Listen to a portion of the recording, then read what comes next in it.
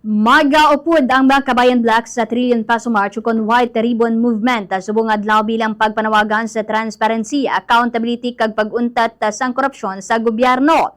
Sa interview sa Bomborayo kay former ACT teacher party list representative Franz Castro, iyagin payag nga nasambit nga tikang nga ang gindihon agud mapalabot sa publiko ang panawagan para sa maayo nga panggobyerno kag responsable nga paggamit sang pondo sang pumuluyo. Suno kay Castro, ang aktibidad pagapangunahan sa nagkalain-lain nga religious kag non-religious groups kaupod ang nagkalain-lain man nga mga organisasyon sa mga kabataan nga nagasuporta sa nasambit nga advokasya. Antes ang mobilization magapatigayon anay sa isa ka misa. Antes magmarcha ang mga partisipante padulong sa People Power Monument sa din ipatigayon ang programa kag mga pahayag sa nagkalain-lain nga mga grupo.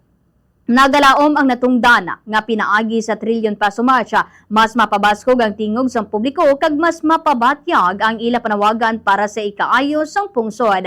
Yari pamatian tang kabahin sa payag ni former ACT Teachers Party List Representative Franz Castro. Ang White Ribbon Movement ay binubuo ito ng mga church people, no, at iba't ibang mga grupo, civil society, mga progressive organizations na nagsama-sama doon sa panawagan na lahat ng sangkot sa korupsyon ay dapat managot.